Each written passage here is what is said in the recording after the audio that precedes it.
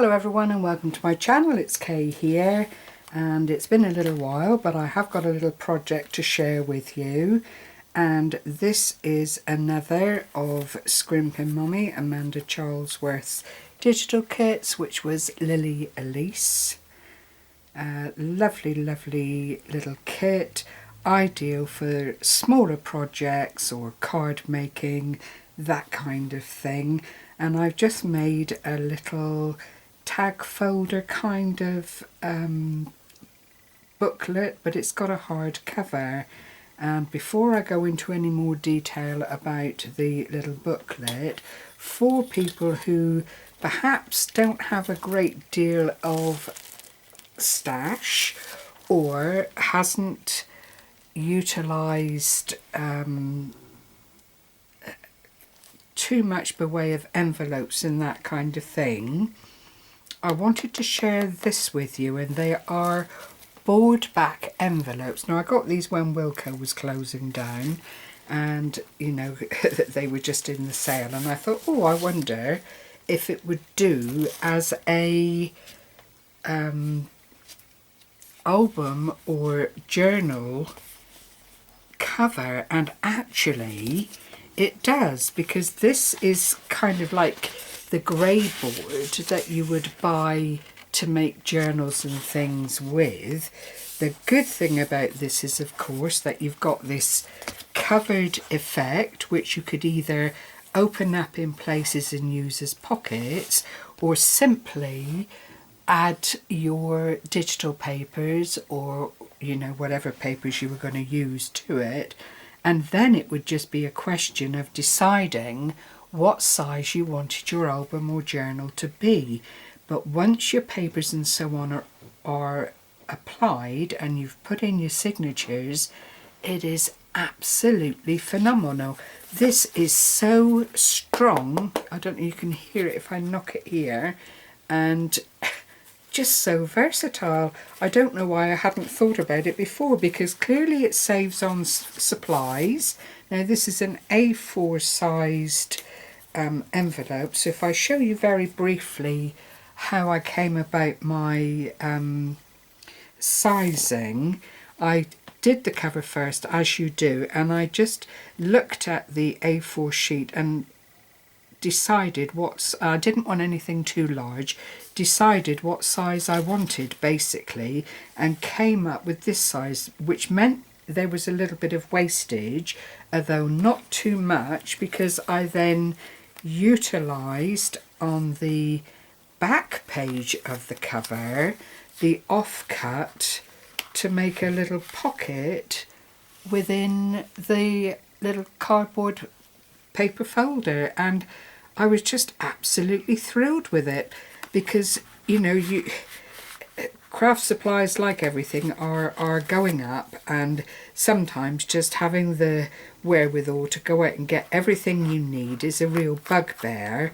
But these boarded envelopes, well, I can't recommend them highly enough. I wished I'd thought of it before, and as I say, it's a C4 size. They are available in the white, not from Wilko's clearly, but you know, in most good stationery stores. And you can also get them in the craft colour, but then by the time you add your distress ink and that kind of thing, you've got a whole new ball game going on. So it really is, if you see them, it just makes that front cover so much easier, especially if you're planning to do a pamphlet stitch or something like that, because you can just then stitch through the spine once you've decided how wide it needs to be, and add your inserts to it without too much ado. I haven't sewn anything into the project that I've got here, but I just wanted to show you there is no break in the spine. It is literally that I have scored it and then embossed it and tried to make these folds as clear cut as I possibly could.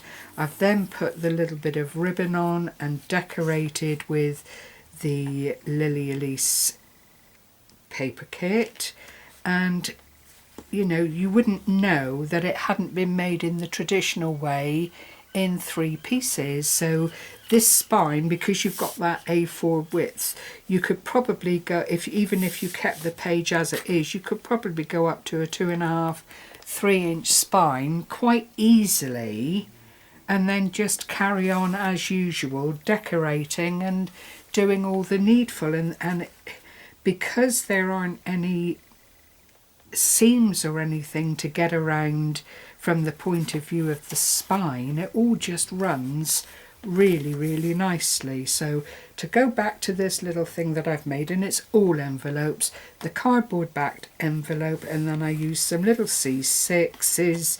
I've collaged bits and pieces out of the kit, just glorious, glorious images. As you can see here, I decided not to use the top pocket loading because I had actually made a mistake, and I'll explain about it in a minute. In this other pocket here, and again it's just the envelopes, there is a lovely little postcard, and you can already see what mistake I might be talking about, and it's the fact that all of these openings need really to be around the other side, but I used the flaps to anchor down, so there is no stitching or anything of that nature to keep the little booklet together. It is strictly down to the envelopes and gluing them down into place. This then is the centre of the little flip book, and again I've utilised the ribbon just to decorate it up a little bit. I've got a couple of thumb pulls here for 2 absolutely gorgeous tags that are also in the kit. I've not done any decorating to the tags or anything like that, just back them onto white card, which means then that you can journal on them or do whatever you like on them really. Add more of the paper, add little photographs, whatever pleases you is how it comes together.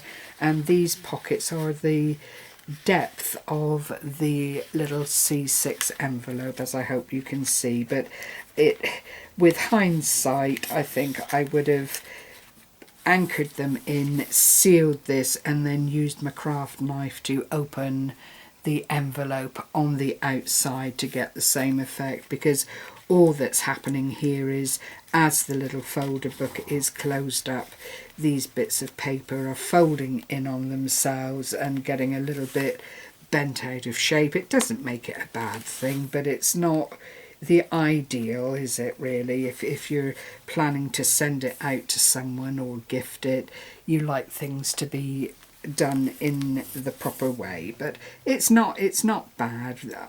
I just needed to rejig some of the things that I did here really. But you can see how beautiful this kit is.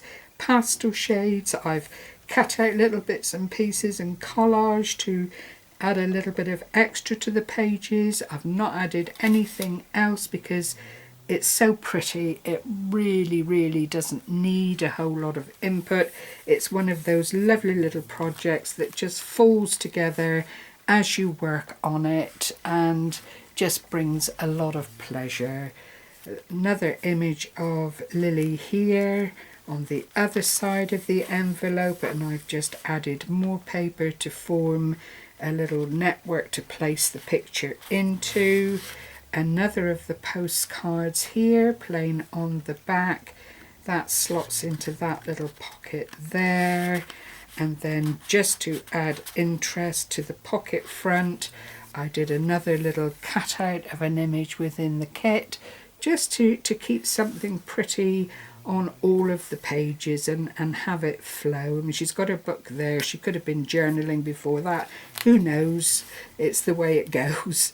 And then the final 2 pages, again, this little pocket, which all I did was slot the offcut from the cutout over the end of this bit to seal it, and then just stuck it down on this side, so by the time the paper is on it, it is firmly anchored. and then there are a couple of little journaling cards there, all with the beautiful lady on them, and it's just a lovely, lovely kit. And you know, these kits are so versatile, you can do so much with them.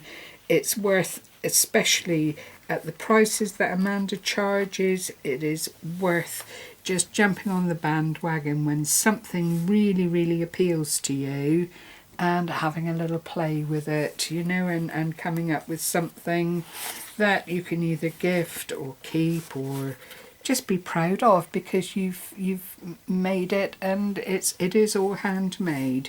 So thank you very much as always for joining me today. I hope the idea with this board-backed envelopes inspires, especially to people, as I say, that perhaps can't jiggle the pieces of card once they're cut out and then anchoring them down and lining them before you then go into making up your journal. This is a one-step: crease, burnish and fold, and you're done. It's a really nice way of doing for people with, you know, issues with their hands. I mean, I've got arthritis in my fingers, and sometimes I'm very fortunate. I don't get a lot of trouble with it, but sometimes they ache, and this was just perfect. I just didn't have any problems with this at all, and it of course cut out the stages and made it all possible. So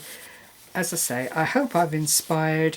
Happy crafting, everyone. Take care, and bye bye for now.